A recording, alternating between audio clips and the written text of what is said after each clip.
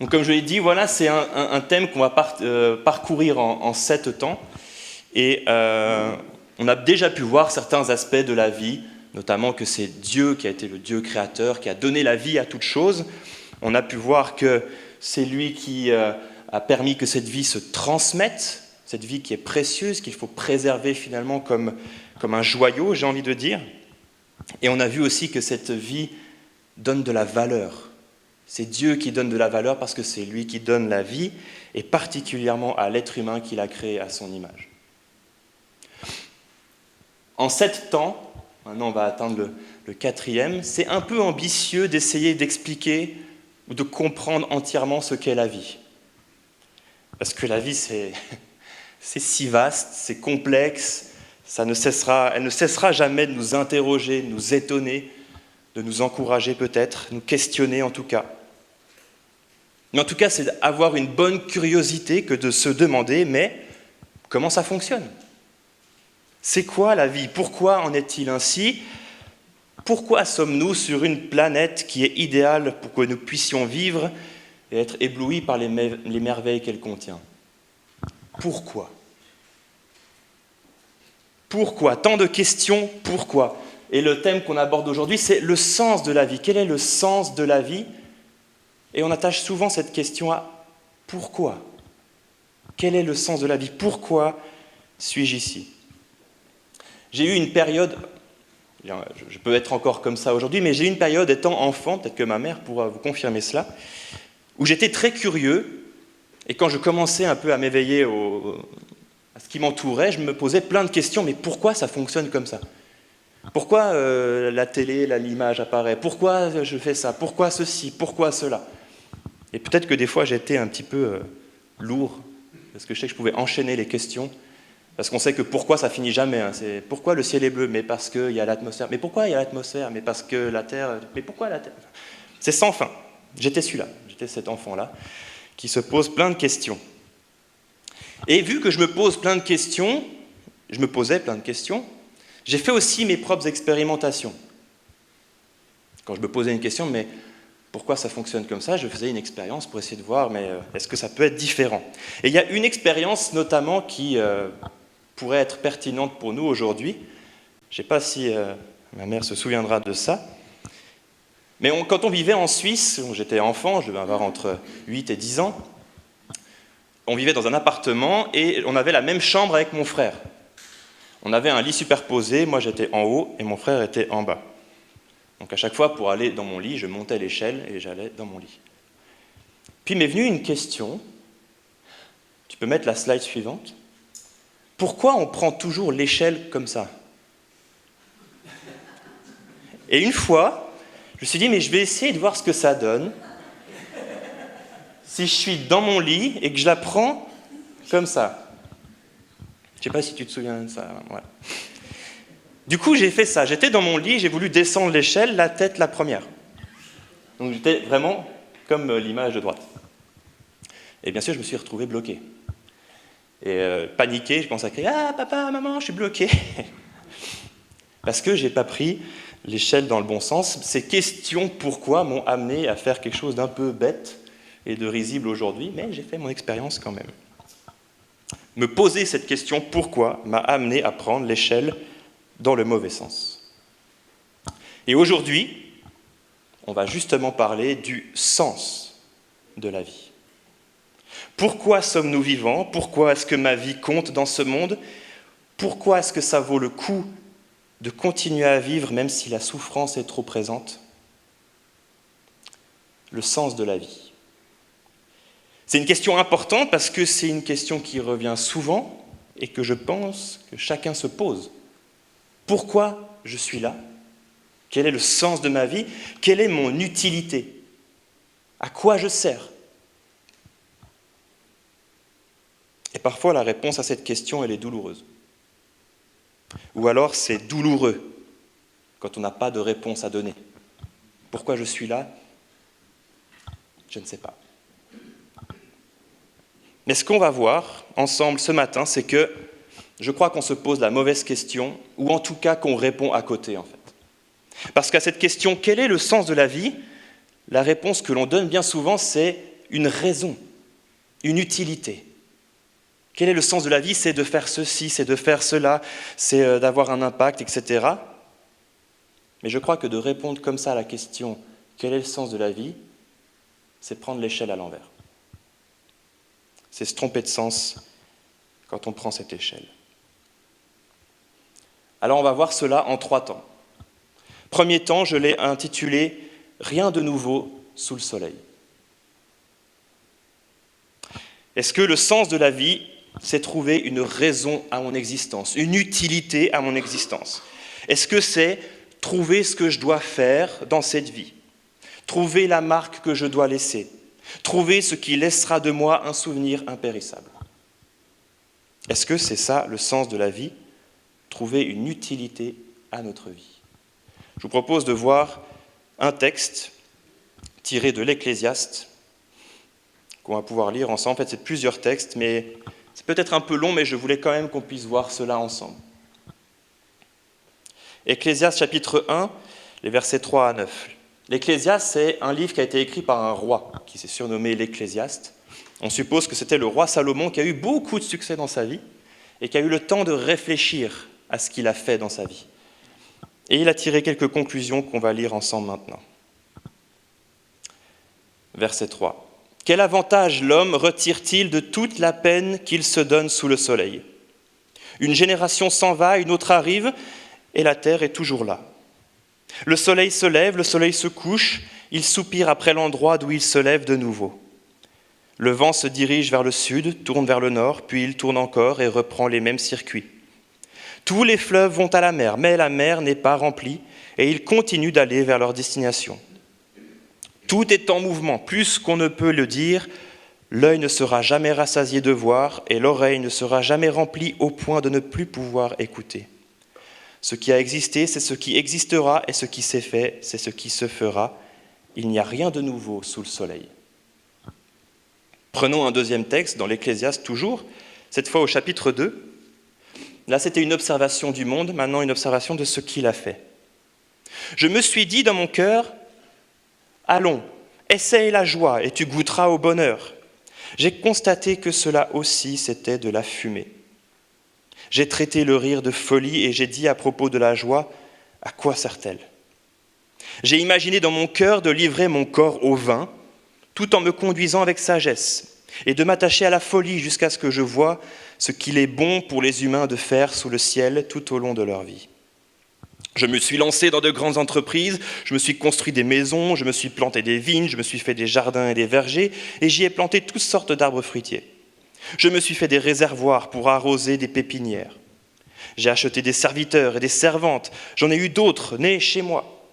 J'ai aussi possédé des troupeaux de bœufs et des brebis, plus que n'importe qui avant moi à Jérusalem. J'ai même amassé de l'or et de l'argent et de l'or, les richesses des rois et des provinces. Je me suis procuré des chanteurs et des chanteuses, et ce qui fait le plaisir des hommes, des concubines en quantité. Je suis devenu grand, plus grand que n'importe qui avant moi à Jérusalem, sans rien perdre de ma sagesse. Je n'ai rien refusé à mes yeux de tout ce qu'il réclamait, je n'ai privé mon cœur d'aucune joie. En effet, mon cœur était réjoui par tout mon travail, et c'est toute la part que j'en ai retirée.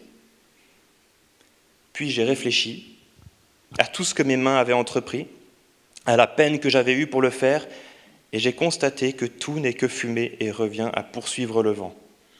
Il n'y a aucun avantage à retirer de ce qu'on fait sous le soleil. Versets 15 à 17 encore. « Et je me suis dit dans mon cœur, j'aurai le même sort que l'homme stupide. À quoi m'a-t-il donc servi d'être plus sage que lui? Et je me suis dit dans mon cœur, c'est encore de la fumée. En effet, le souvenir que l'on garde du sage n'est pas plus durable que celui que l'on garde de l'homme stupide, puisque dès le jour suivant, tout est oublié. Comment se fait-il que le sage meure tout comme l'homme stupide? Alors j'ai détesté la vie. Oui, ce qui se fait sous le soleil m'a déplu, car tout n'est que fumée et revient à poursuivre le vent. » Voilà un texte plein de joie et d'entrain. Un homme qui cherche le sens de sa vie, qui a cherché longtemps. Il a tout essayé. Ce qui est frappant avec ce texte, c'est qu'il a été écrit 3 millénaires avant nous. environ. Mais je ne sais pas pour vous, mais quand je lis ça, j'ai l'impression que quelqu'un de notre temps aurait pu l'écrire aussi. En fait, ce livre de l'Ecclésiaste, si vous ne le connaissez pas, je vous encourage à le lire parce qu'il est d'une incroyable actualité. Il parle de problématiques qui nous concernent encore aujourd'hui. Quand il dit « il n'y a rien de nouveau sous le soleil », réellement, les problématiques des hommes sont toujours les mêmes, même 3000 ans après ce texte qui a été écrit. Ça n'a pas changé. Depuis que l'homme a été séparé de Dieu, il cherche le sens de son existence. Il cherche pourquoi il est ici-bas, il cherche sa valeur et ce qui va faire sa valeur. En fait, on croit qu'aujourd'hui, 3000 ans après Salomon, on pense que c'est Salomon qui a écrit ça, on pense qu'il y a 3000 ans, ils étaient stupides, plus bêtes que nous en tout cas, mais je crois que c'était très loin d'être le cas. On a découvert beaucoup de choses aujourd'hui, on sait beaucoup de choses, la science, etc., mais on n'est pas plus malin que eux. Et la problématique du cœur humain reste la même, depuis 3000 ans. C'est toujours la même question, et ici c'est la question, mais quel est le sens de ma vie ? Et ce roi s'est posé cette question. Il a essayé plein de choses, et c'est encore ce que l'on fait aujourd'hui. On cherche notre valeur dans nos accomplissements, dans ce que nous faisons, carrière, famille, renommée, succès, regard des autres, expérience en tout genre. On cherche, on essaye, on change et on recommence. On cherche, on essaye, on change et on recommence. En préparant cette prédication, j'ai regardé un peu des témoignages d'actualité, de stars, etc. Et je me suis rendu compte que beaucoup de stars qui ont le succès, l'argent, la renommée, l'acceptation, etc., ils passent par des périodes de dépression. Bon nombre d'entre elles ont peur d'être oubliées, ont peur d'être abandonnées, de sombrer dans l'oubli, malgré tout ce qu'ils ont fait, qui impacte le monde aujourd'hui. Peut-être qu'il y a quelque chose de notre société qui met une pression dans ce sens-là. Il faut trouver une utilité à ta vie. J'ai été saisi de culpabilité à une période de ma vie. Je venais de finir la première année d'institut biblique et j'étais au chômage, je cherchais du travail. Et un jour, je me rendais à un entretien à Genève, c'était au milieu de l'après-midi. Et en marchant dans cette rue à une heure où j'aurais dû être dans un bureau en train de travailler, je me suis senti coupable. Je me suis dit, mais je devrais avoir un travail là, en fait, je suis en train de profiter du système, ma vie ne sert à rien. Je me suis dit, je ne sers à rien, parce que je n'ai pas de travail à ce moment-là. Il y a quelque chose d'une pression qu'on se met comme ça. Ma vie a du sens si je fais quelque chose, si je suis utile à quelque chose. Mais qu'est-ce que nous dit ce roi qu'on a lu là ? C'est qu'il a tout essayé. Il a tout fait, des entreprises, il a tout goûté, tout vu, tout entendu. Et il nous dit que ce n'est que poursuite du vent. Parce que le sens de la vie ne se trouve pas dans ce que nous faisons. Le sens de la vie, ce n'est pas chercher pourquoi je suis là, quelle est mon utilité, qu'est-ce que je dois accomplir dans ma vie. C'est plus que ça, c'est autre chose que ça. Dans ce deuxième temps qu'on va aborder, je l'ai intitulé « Dieu a fait le sentier de l'homme droit ». Parce que d'où est-ce que ça vient que l'on cherche le sens de notre existence ? D'où est-ce que ça vient qu'on a besoin de combler ce qui nous manque, avec tant de choses ? On veut tous avoir une vie qui a du sens, une vie heureuse, une vie comblée. Et ça montre qu'en chacun de nous, dès le départ, il manque quelque chose. Il manque quelque chose qu'on essaye de combler, mais cette chose est trop grande pour être comblée. Parce que cette quête de sens pour notre existence a commencé depuis que Dieu a été retiré de l'équation. Lisons ensemble Genèse 3, versets 7 à 10. Leurs yeux à tous les deux, donc on est juste après que Adam et Ève aient péché, ils ont mangé ce fruit qui était interdit. Juste après, il se passe ceci. Leurs yeux à tous les deux s'ouvrirent et ils prirent conscience qu'ils étaient nus. Ils attachèrent des feuilles de figuier ensemble et s'en firent des ceintures. Quand ils entendirent la voix de l'Éternel Dieu en train de parcourir le jardin vers le soir, l'homme et sa femme se cachèrent loin de l'Éternel Dieu au milieu des arbres du jardin. Cependant, l'Éternel Dieu appela l'homme et lui dit « Où es-tu » Il répondit « J'ai entendu ta voix dans le jardin et j'ai eu peur parce que j'étais nu, alors je me suis caché. » Et à la fin de ce chapitre, il y a encore 2 versets. Ainsi l'Éternel Dieu chassa l'homme du jardin d'Éden pour qu'il cultive la terre d'où il avait été tiré. Et après avoir chassé Adam, il posta à l'est du jardin d'Éden les chérubins qui agitent une épée flamboyante pour garder le chemin de l'arbre de vie. L'homme a péché, l'homme a eu honte, il s'est caché de Dieu. Dieu a dû le chasser de sa présence, a dû le chasser du jardin. La séparation a eu lieu à ce moment-là. C'est ce moment où l'homme a dit « Mais je ne veux plus de Dieu dans l'équation, dans ma vie. » Bien sûr, l'homme a été trompé, mais l'homme a quand même choisi de désobéir à Dieu. Il a préféré faire à sa manière, et il a dû faire ses valises. Il a été chassé loin de Dieu. Et depuis, l'être humain cherche où poser ses valises. C'est là que cette quête de sens a débuté, parce que nous avons été chassés loin de ce qui nous donnait du sens. Je l'ai rappelé en introduction, le premier temps sur ce thème de la vie, c'était Dieu est le créateur de la vie. Dieu est la source de la vie, c'est lui qui la donne, c'est lui qui la crée, c'est lui qui permet qu'elle se transmette. Que se passe-t-il si on se coupe de celui qui a tout fait ? De celui à qui on doit tout ce qu'on a, à qui on doit notre existence. Eh bien, on perd tous nos repères et on a soif de retrouver ce que nous avons perdu. Et on cherche à le combler par d'autres choses, mais ce trou est trop grand, parce que le trou qui manque, c'est Dieu. Et aucune chose ne sera suffisante et satisfaisante pour combler ce trou. Ecclésiaste, chapitre 7, verset 29. Tu peux mettre la slide suivante, s'il te plaît. Est-ce que tu peux mettre la slide suivante, s'il te plaît ? Merci.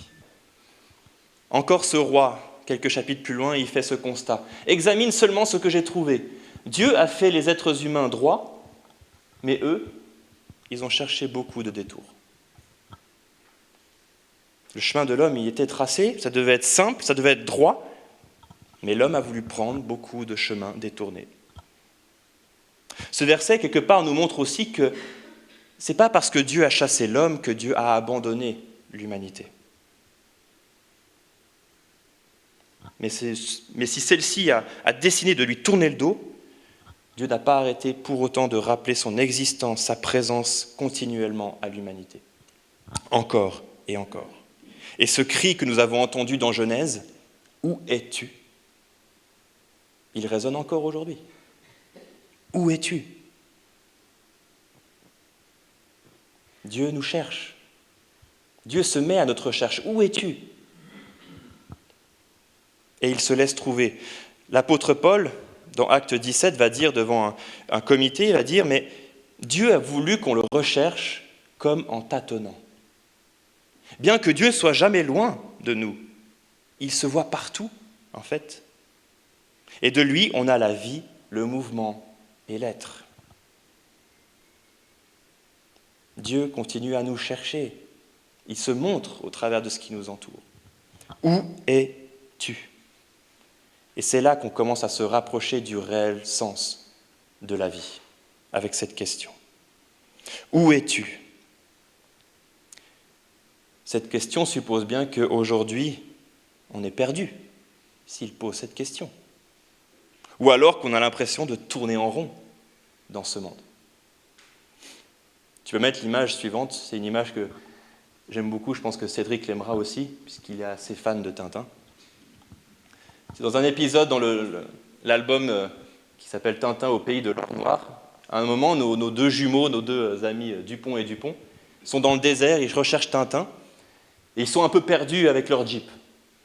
Mais à un moment, ils croisent une route, enfin, ils voient des traces de pneus, et ils se disent « Ah, une voiture est passée par là », et ils suivent cette route-là. Et après quelques temps, ils retrouvent encore d'autres traces de roues.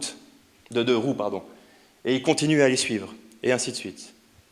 Sauf qu'ils ne se rendent pas compte que c'est leur propre trace, et qu'en fait, ils tournent en rond depuis plusieurs heures. Ils tournent en rond, avec cet effet comique qu'on aime bien de chez Dupont et Dupont. Est-ce que vous avez déjà essayé de vous rendre quelque part ? Vous dites, tiens, je suis à Moutier, je vais aller à Tombouctou, et vous prenez que des routes au hasard. Il y a très très peu de chances que vous arriviez à destination si vous prenez que des routes au hasard. Maintenant, essayez encore plus, vous ne savez pas où vous allez et vous prenez des routes au hasard. On est forcément perdu. Si on ne sait même pas où on va, forcément qu'on va être perdu et peut-être même qu'on va tourner en rond. Il y a eu une expérience qui a été faite en 2009 pour une chaîne de télévision allemande. Ils ont pris des personnes qui n'avaient aucun appareil sur eux, à part un GPS qui localisait leur position. Ils ont mis un groupe dans une forêt, un groupe dans le désert du Sahara. Et ils leur ont dit, vous allez en ligne droite comme ça. Tant que le soleil et la lune étaient visibles, ils arrivaient plus ou moins à aller tout droit. Mais s'il faisait moche, si le ciel était caché ou voilé, tous les groupes se sont mis à faire demi-tour, sans s'en rendre compte. Certains sont vraiment revenus sur leurs pas sans s'en rendre compte, d'autres ont tourné en rond sans s'en rendre compte. Tous. Si on n'a pas de repère, si on ne sait pas où on va se perdre et on va tourner en rond. Là, on se rapproche du réel sens de la vie. On ne peut pas se diriger dans une forêt ou dans un désert sans un objectif, sans un repère. De même, on ne peut pas se diriger dans la vie si on ne sait pas où on va. On ne peut pas trouver un sens à notre vie si on ne sait pas où on va. Voilà quel est le sens de la vie, quel est le véritable sens de la vie, je veux dire. Voilà ce qui donne de la saveur à notre vie. Ce n'est pas ce que je fais ou mon sentiment d'être utile à ce monde, c'est de savoir où je suis et où je vais. C'est pour ça que le sens de la vie, c'est bien une direction, le sens de la vie. Et si on n'a pas un objectif, le sens de notre vie, il fait comme ça. Et on ne sait pas où on va. Le sens de la vie, le réel sens de la vie, c'est une direction. Et c'est notre troisième temps maintenant. La question que Dieu a posée, c'est « Où es-tu » Ce n'est pas « Mais que fais-tu ? Qui es-tu ? Quelle est ton utilité ? Comment sers-tu dans mon église ?» Non, c'est « Où es-tu » Depuis le commencement, Dieu veut qu'on revienne à lui. Depuis le commencement, Dieu a voulu revenir au milieu de son peuple, car c'est là qu'est notre place. Et c'est là que notre vie trouve son sens. Tout ce que l'on fait dans notre vie ne nous donne pas la direction. C'est juste les choses que l'on fait sur le chemin. Ça ne nous donne pas la direction. Et ça n'a pas de sens de regarder le chemin plutôt que là où je dois aller. Ça n'a pas de sens. Et ce qu'on fait dans cette vie, ce n'est que le chemin. Il faut savoir où on va. Tu peux mettre la slide suivante avec cette parole de Jésus qui a dit « C'est moi qui suis le chemin, la vérité et la vie ». On est d'accord que quand Jésus dit « Je suis le chemin », il n'est pas juste en train de dire « Je suis un sentier qui tourne en rond au hasard dans une forêt ». Non, il est en train de dire « Je suis un chemin qui mène quelque part ». On ne vient au Père qu'en passant par moi. Jésus n'est pas qu'une route. Jésus, il amène quelque part. Et là, dans ce qu'il nous dit, c'est moi qui suis le chemin, la vérité et la vie, il est en train de nous dire, c'est moi qui peux te ramener là où tu dois aller. Crois-moi, ce que je te dis est vrai. Et alors, qu'est-ce que tu recevras ? La vie. La vraie vie. Le sens d'une vraie vie, c'est là. C'est de savoir où on va. Le sens de la vie s'attache à un lieu, là où se trouve la présence de Dieu, lui qui est la source de la vie, le créateur de la vie, et celui qui a fait ces merveilles qui nous entourent. Dans ma vie, j'ai eu l'occasion de déménager à plusieurs reprises. On est parti de Suisse pour aller en France. Je vais prendre cet exemple-là, et aussi l'exemple où j'étais vers Genève avec ma mère avant de revenir à Bienne ici en stage. Ça a été, ces 2 fois-là, particulièrement difficile. Parce qu'en fait, on est à un endroit où on crée nos repères, on a des choses qu'on connaît, nos amis, notre famille, les lieux, etc. Et on va à un autre endroit où on ne connaît plus rien. Je ne sais pas si vous avez déjà déménagé aussi loin comme ça, et peut-être que vous avez ressenti la même chose que moi, mais on se sent mal. Moi, je me suis senti mal en me disant, mais je ne connais rien. Je suis perdu là où je suis, en fait. Et je dois avouer que quand j'ai quitté Genève pour venir ici en stage, où je connaissais personne, vous avez été hyper accueillants avec moi, j'étais vraiment reconnaissant. Mais pendant 1 mois, j'étais pas bien, parce que je connaissais rien. J'étais loin de ma famille, de mes amis, et j'étais mal. L'humanité, elle vit ça en fait. Elle vit un déménagement, et elle se sent mal parce qu'elle n'a plus ses repères, alors qu'elle aimerait bien revenir là où elle habitait avant, auprès de Dieu. Alors c'est pour ça que je dis que je crois qu'on se trompe quand on répond à la question « Quel est le sens de la vie ?» par « C'est faire ceci ou cela, c'est être utile ou avoir tel impact ». C'est pas ça le sens de la vie. Le sens de la vie s'attache à un lieu, une direction, là où on va. Et c'est le lieu où on peut retrouver tous nos repères perdus. Là où on peut se souvenir qu'on n'est pas une erreur, qu'on est aimé, voulu, qu'on est une créature de Dieu. Alors si vous voulez une vie qui sera marquée par la joie qui vient de Dieu, arrêtez de croire que c'est par ce que vous faites que votre vie a du sens. Ce n'est pas du tout le cas. C'est par la direction que Dieu donne à votre vie. C'est là où vous allez. Et c'est Jésus qui a ouvert ce chemin. Je rappelle, dans Genèse, on a lu, le chemin était barré. Des chérubins étaient là pour dire, tu ne peux pas revenir dans le jardin d'Éden, dans la présence de Dieu. Jésus, il a réouvert ce chemin. Et le but, c'est de l'emprunter, d'être sur ce chemin-là, d'aller dans cette direction-là. Et Jésus, il a fait ça par amour, parce que Dieu ne veut pas que l'humanité vive éternellement loin de lui. Dieu ne veut pas ça, il veut l'humanité à ses côtés, comme au départ. Alors Christ est venu pour ouvrir le chemin. Il nous demande de croire à ce qu'il dit, afin qu'on ait la vie. Alors pour conclure, où es-tu ? C'est la question que je te pose. Où es-tu ? Et comment réponds-tu à cette question ? Si tu marches en cherchant à rejoindre le Seigneur, tu es sur la bonne voie, et les échecs n'ont que peu d'importance. Ce n'est pas ça qui fait le sens de la vie, ce n'est pas ce qu'on fait ou nos échecs.